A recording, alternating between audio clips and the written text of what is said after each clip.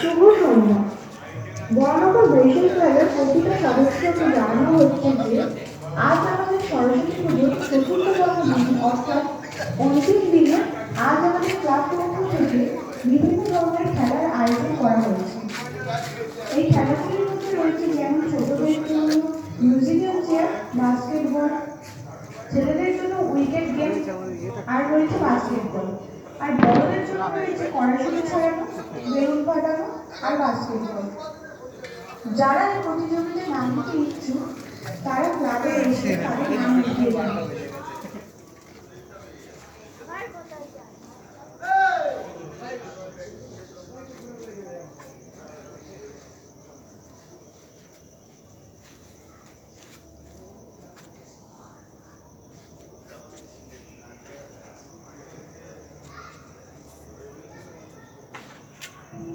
নমস্কার।